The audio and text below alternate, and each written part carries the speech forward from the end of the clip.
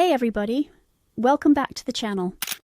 In 1981, Cleveland authorities declared a man dead after a fiery car crash. His wife collected a large life insurance payout, then vanished without a trace.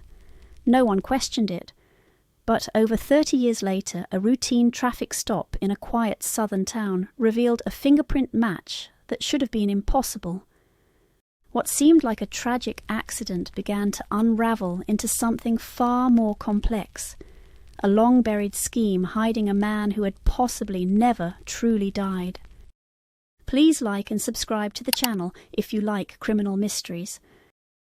September 1981 saw Cleveland struggling under immense economic pressure, particularly in the South Side, which had once been a thriving area for working-class families and factory jobs, but was now characterized by abandoned homes and widespread despair. Among those barely surviving were Michael and Patricia Peterson, a couple in their mid-30s. Michael, 36, worked various manual labor jobs like installing sheetrock, wiring and repairing windows, taking whatever cash work he could find with no guarantee of future employment. Patricia, 34, worked night shifts as a janitor at Cleveland General Hospital, cleaning floors and bathrooms while the city slept. They had no children, no savings, and no backup plan. Their modest red brick house on Jefferson Avenue was at risk of foreclosure, and utility bills went unpaid for months. Their old Oldsmobile Cutlass Supreme rattled over every pothole, and they sometimes had to buy food on credit. Their lives were a monotonous cycle of survival, sustained by routine, habit, and sheer exhaustion. This fragile existence was shattered just after midnight on September 14th, when a truck driver reported a car on fire near the tree line along a narrow highway outside the city limits. By the time firefighters arrived, the vehicle was almost completely destroyed. Inside, they found human remains so badly burned that visual identification was impossible.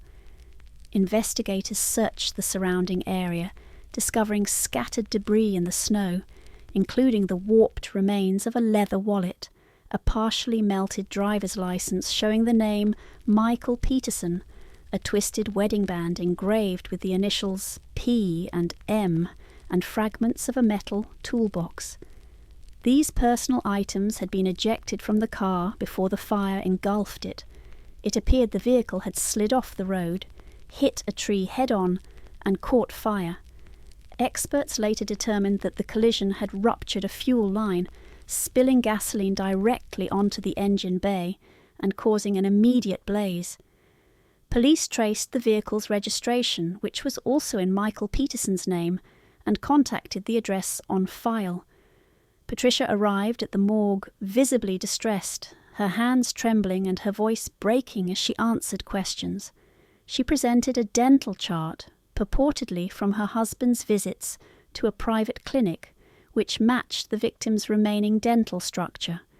Given the consistency of the evidence and the absence of any conflicting information, the body was officially identified as Michael Peterson. No other body could be linked to the vehicle, and the fire damage prevented further testing. The slippery conditions, skid marks, and impact damage all supported the conclusion of an accidental death. The coroner ruled it a fatal car accident followed by fire. No autopsy beyond the initial examination was conducted, and no advanced forensic analysis was performed, limited by the technology of that era. After 9 days, the case was officially closed. Patricia then handled the necessary legal procedures.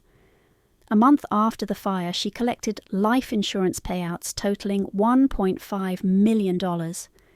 Although the amount raised minor questions at the time, all the paperwork seemed to be in order, so no red flags were raised. The insurance companies processed the claims with minimal inquiry. The policies had been opened over the preceding 11 months, each with a different carrier, and Patricia was listed as the sole beneficiary in all case files. By early January 1982, she had sold their house, paid off outstanding debts, and left Cleveland. She told one neighbour she was moving in with family down south, while others heard she needed a fresh start. In the following weeks, mail sent to her old address was returned unopened, and her phone line was disconnected. She was never seen or heard from again. In a city overwhelmed by crime, factory closures, and crumbling infrastructure, the Peterson file quietly faded into the archives. Another fatal winter crash, another grieving widow, another closed case. No one questioned it further. There was no apparent reason to. What seemed like a tragic accident on a slippery Cleveland road would remain buried in the past for over 3 decades, until a routine traffic stop in another state brought a forgotten name back into the spotlight, along with questions no one had thought to ask. In June 2016, Guntersville, Alabama, was a town that rarely made headlines. It spanned only a few blocks, with modest homes, 2 active churches, and a single grocery store that also served as a post office. It was a place where nothing ever changed, and no one expected it to. Most residents were older, retired, or simply settled into a quiet routine. Among them were John and Tammy Hargrove, a soft-spoken couple who had lived in the same pale blue house on Crestview Lane for over 20 years. Their lawn was always manicured, their porch always swept, and their presence in town was so unassuming that many younger residents didn't even know their names. John, 69, moved slowly but steadily, often seen making small repairs around the property. Locals knew him as the man who fixed his own roof, well into his 60s. Tammy, 67, rarely left home except to buy thread or visit the pharmacy, crafting patchwork quilts by hand and occasionally selling them at church fundraisers. Together they embodied a long-settled, predictable, unassuming life, invisible to any form of scrutiny. One hot Tuesday afternoon, Tammy fell in the backyard while hanging laundry, experiencing a sudden hip pain that left her barely able to stand. While neighbours noticed her absence from her usual afternoon walk, no one suspected an emergency. John chose not to call an ambulance. Instead, he retrieved an old Dodge pickup truck that was mostly unused in their garage, helped Tammy into the passenger seat, and began driving toward the nearest medical centre, a 20-minute trip down the county highway. This was John's first time driving in years, and he proceeded cautiously, staying below the speed limit. However, the truck hadn't been well maintained. 5 blocks from their house, a patrol car following them noticed that the vehicle's rear turn signal was not working. The officer initiated a stop, pulling the truck over on a side street near the edge of town. John calmly complied, handed over his driver's license, and waited without any sign of nervousness. The license appeared ordinary at first glance, issued in Alabama under the name John Hargrove. However, when the officer scanned the barcode, the system returned an error, indicating the number was not recognized in the DMV database.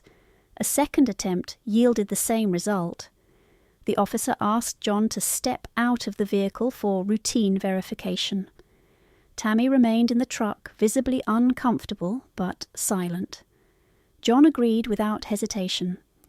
Given the discrepancy in the ID, the officer requested that he accompany them to the local station for clarification, a standard protocol, especially when identification couldn't be validated roadside. At the station, John continued to show no signs of concern. He provided the same information as on the license: birth date, address, and place of employment, which he simply listed as retired electrician. As part of the verification process, the officer on duty took a photograph and scanned John's fingerprints. This was a routine check, typically used to verify undocumented individuals or resolve clerical errors. No one expected anything unusual. 2 hours later, the fingerprint scan returned a match, but it wasn't for John Hargrove. It is linked to a juvenile arrest record from Cleveland dated 1964. The individual's name was Michael Peterson. At the time of the arrest, he was 16 years old, briefly detained for a non-violent offence, the details of which were vague due to the age of the record. The database only noted that the charges were dismissed and the case closed, but the digital match on the fingerprints was absolute. The puzzled officer searched further and the system returned a second file. According to national records, Michael Peterson had died in a car accident in Ohio in September 1981. His death had been processed, verified, and reported by multiple agencies. He had no criminal record as an adult, no open warrants, and no activity after 1983. Officially, he had been dead for 35 years. The officer double-checked the fingerprint results, then ran them through a second verification system. The match was confirmed. There was no apparent error. John Hargrove, who had lived for decades in Alabama without any trouble, was biologically identical to a man listed as deceased for over 3 decades. The patrol report, the DMV error, and the fingerprint hit were forwarded to the Alabama Department of Public Safety. By the next morning, this information reached Ohio authorities, where Michael Peterson's original death certificate had been filed. The records were still active in state archives. His cause of death had been listed as accidental, the result of a car crash followed by fire. The insurance payouts had been processed shortly afterward. Nothing in the file had indicated any suspicion of fraud at the time, but now the sudden appearance of matching biometric data from a living man in another state raised immediate red flags. This data exchange between state systems triggered a formal inquiry. Weeks after the initial fingerprint match in Alabama, the Cleveland Police Department received a formal request for assistance from the Alabama Bureau of Investigation. The inquiry was brief but direct. Verify the status of a man named Michael Peterson, reported dead in 1981. The request included fingerprint evidence from a man recently detained in Guntersville, Alabama, who identified himself as John Hargrove. The prints matched those of Michael Peterson, a name that should have been long buried. However, the man in Alabama was alive, cooperative, and seemingly unaware of any discrepancy. Detective Shayla Jordan, a 23-year veteran of the department known for her precision and methodical approach, was assigned the request. Jordan began by tracing the death certificate. The name appeared in Ohio state records, listed as deceased since September 1981. The cause of death was noted as a vehicle collision followed by a fatal fire. No criminal record existed beyond a single juvenile detention record from the 1960s. She followed the trail to the physical archives. Inside the department's deep storage facility, Moore retrieved the original case file. The documents were decades old, stored in a worn cardboard box with yellowed labels and handwritten notations. The report included photographs printed from film, faded ink memos typed on a manual typewriter, and carbon-copied forms filled out by hand. At the top of the file was the name Michael Peterson, marked with a red deceased stamp. Jordan cross-referenced the insurance section of the file. There were mentions of policies, but no detailed follow-up. She found no mention of an autopsy or toxicology report. It appeared to have been an open and shut case. She contacted the Ohio Department of Insurance and Financial Services. Within days, the first major irregularity surfaced. Records showed that 3 separate life insurance policies had been paid out to Patricia Peterson in early 1982, all for the same insured individual, Michael Peterson. The first policy had been opened 13 months before the accident, the second 9 months prior, and the third just 5 months before the fatal crash. All had been activated within a tightly compressed timeline and paid out in full. The total combined payout was $1.5 million, which, adjusted for inflation, would have been considered a significant sum by any standard. At the time, no fraud alerts were triggered. Each insurance claim had included a death certificate, an incident report, and supporting dental identification, but more noticed the speed of processing. 2 companies paid out in less than 30 days, and the third settled just over 5 weeks later. She contacted the internal fraud departments at all 3 firms. None had opened an investigation, and none had flagged the overlapping policies. The industry's digital tracking tools simply did not exist in the early 1980s, and the companies had not communicated with each other. Moore relayed her findings to the prosecutor's office. With the newly discovered fingerprint match and the now questionable identity of the deceased, she requested authorization for the exhumation of the body buried under Michael Peterson's name. The order was granted. A team from the state's Forensic Anthropology Unit supervised the procedure. The casket, sealed and buried for over 30 years, was retrieved from a cemetery on Cleveland's east side. Laboratory examination began the same day. Bone fragments were analyzed and DNA samples were extracted despite minimal tissue. The results were conclusive. The genetic material from the exhumed remains did not match the man now living under a different name. The DNA profile obtained from the exhumed remains did not match the sample collected from John Hargrove. Based on that result, investigators concluded that the remains buried in 1981 under the name Michael Peterson did not belong to the man currently alive in Alabama. Jordan now had confirmation that the man buried under Michael Peterson's name was someone else entirely. She began compiling a timeline of both identities: the official death in 1981, the payout in 1982, the disappearance of Patricia Peterson shortly afterward, and the undocumented life of John Hargrove, who had quietly appeared in Alabama in the mid-1980s. There were no tax records, hospital visits, or employment history linking John Hargrove to any traceable origin, but the fingerprints were absolute. John Hargrove was Michael Peterson, and the body in the ground was a mystery. The evidence no longer pointed to a simple error. The overlapping insurance payouts, sudden relocation, and altered identity suggested deliberate planning. Jordan began searching property records in Alabama, tracing any real estate transactions under the Hargrove name. Meanwhile, she compiled a report for the FBI and submitted a formal request for coordination with state authorities across both jurisdictions. The man who had been declared dead in 1981 had lived undetected for more than 3 decades, and the question of who had died in his place was no longer theoretical. The case that had once been measured in days was now stretching into something far more complex. The archive had remembered what everyone else had forgotten. A burned car, a quiet payout, and a name reappearing after 35 years had pulled the past back into the light. Jordan was no longer dealing with a clerical error. She was looking at a deception hidden behind the paperwork of a closed case. To understand how they had evaded detection for so long, a joint financial forensics team was assembled.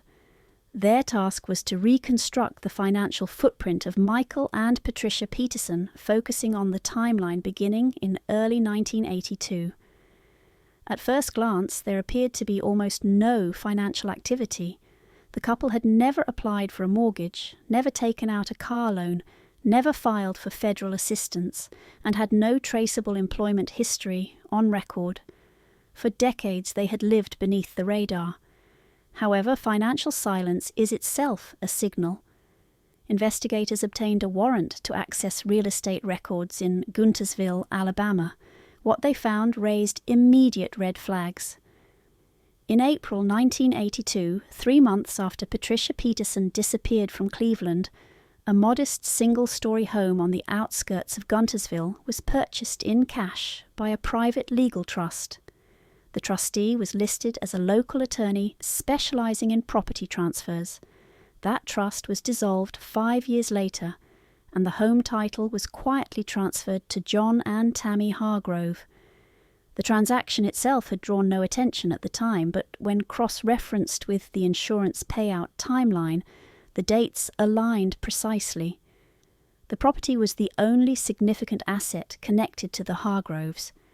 There were no records of renovation loans or municipal inspections, which explained how the home had remained under the radar. While the financial analysis unfolded, a parallel investigation continued in Ohio. Forensic anthropologists at the State Crime Lab reviewed physical data from the exhumed remains. The victim's height, weight estimates, and bone structure were recorded.